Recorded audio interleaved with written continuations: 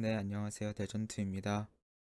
오늘 벌써 네 번째 영상인데요. 오늘 주제는 2월 말 미국 주식 요즘 왜 그랬을까? 그리고 나는 어땠을까?입니다.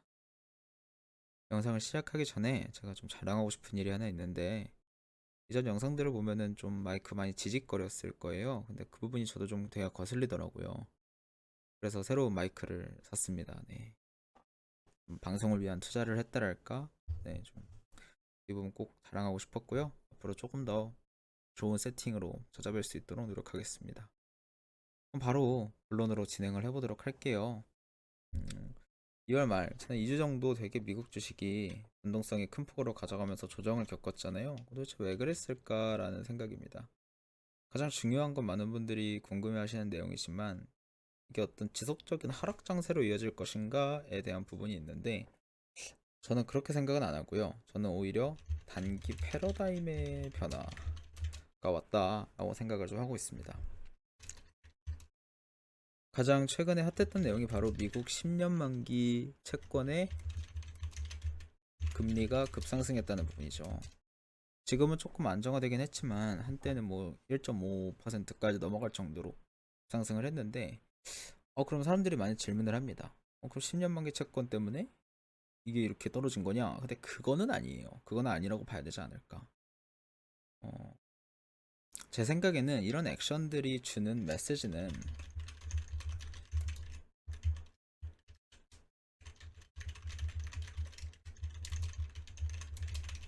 이거라고 생각합니다. 페드는 이제 제가 말씀을 드리겠지만 연방준비제도라고 하는데요. 우리나라로 치면 한국은행 같은 겁니다. 그러니까 미국의 통화 정책을 다 주관하는 어떤 가장 중심적인 그런 곳이죠. 그래서 이 페드의 한마디 한마디에 따라서 미국 주식 시장이 많이 반하는 모습을 보이는데 페드가 저번 주 수요일에 이제 제롬 파월 의장이 나와서 우리 3년 동안 인플레이션 없을 거다라고 얘기를 합니다. 네.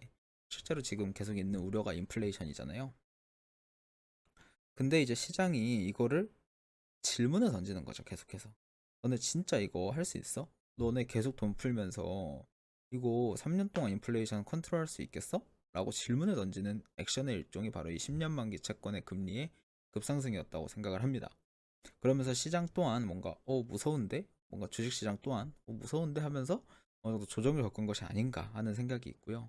이런 부분에 있어서 또 이제 사람들은 얘기를 합니다. 이거 페드가 영향력을 상실한 거 아니냐? 이거 뭐 채권에 따라서 주식시장 움직이면 영향력 있는 거 맞아? 라고 하는데 미국 주식을 하는 분들이 하는 많은 얘기 중에 하나가 페드의 반대 노선을 타지 마라입니다. 네.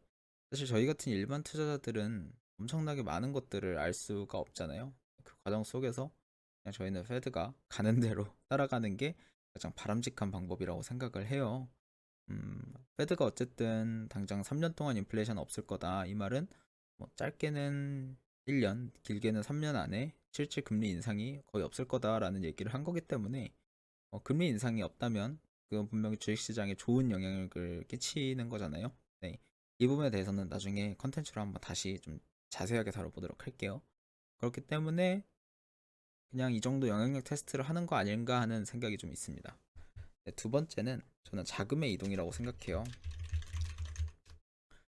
2월 16일부터 2월 28일까지 이 기준은 나스닥이 2월 16일에 전고점을 뚫고 그 다음에 이제 하락을 했는데요. 나스닥은 마이너스 7%, 그 다음에 다우 같은 경우는 마이너스 2%밖에 떨어지지 않았고요. 심지어 그 기간 동안 전 고점을 뚫었습니다. 그 다음에 S&P는 마이너스 3.5%입니다.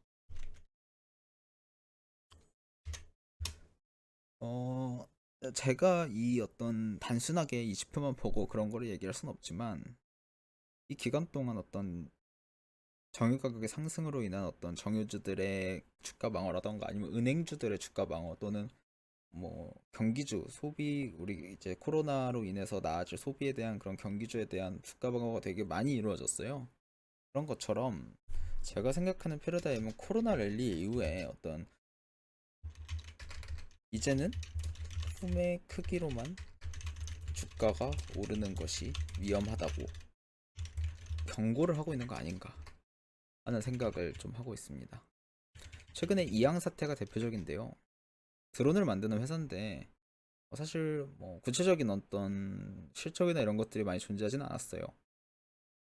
근데 몇 달 사이에 그 주가가 7달러에서 100달러까지 상승하는 어떤 그런 엄청난 랠리를 보여줬거든요. 이것이 바로 어떤 성장성에 기대서 이제 돈이 계속해서 몰렸던 상황이라고 보는데, 하지만 이번 2월 달을 기점으로 이런 것들이 좀 위험하지 않냐? 라고 좀 물어보는 것 같은 저도 생각이 좀 있습니다.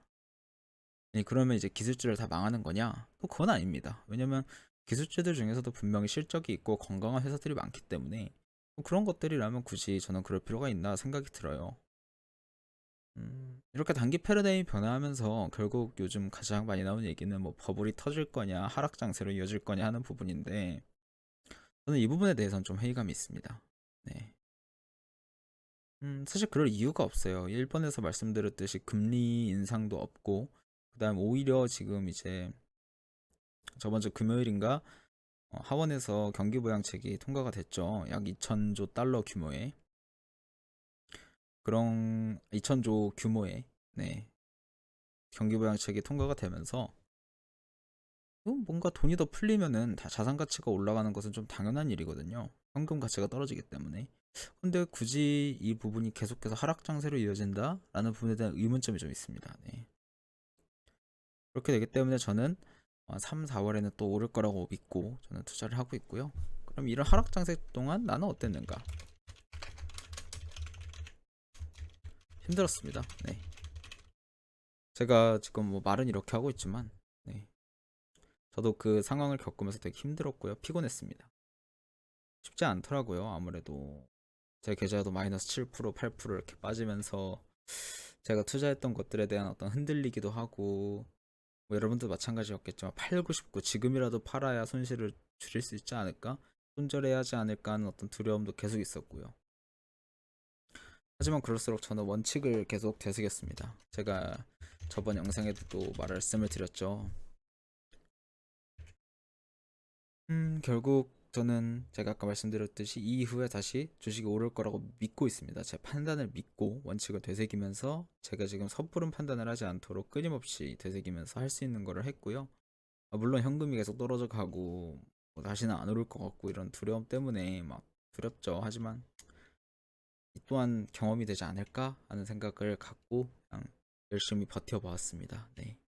아마 여러분들도 마찬가지였을 거라고 생각해요. 어떤 각자의 이유로 각자의 투자를 하고 계실 텐데, 각자의 방식으로 이걸 이겨내면서 잘 버텨나가다 보면 언젠간 저희 또한 돈을 벌 수 있는 날이 올 거라고 저도 생각을 하고 있고요. 전통적으로 2월이나 9월이 미국 장이든 뭐 주식이든 대부분 이제 약세장이 보통 오기 때문에 이 이후에 3, 4, 5월에는 또 따뜻한 봄이 오면서 다시 한번 봄바람이 불지 않을까 하는 생각을 하고 있습니다. 네, 이상 영상 봐주셔서 감사하고요. 저는 다음에 찾아뵙도록 하겠습니다.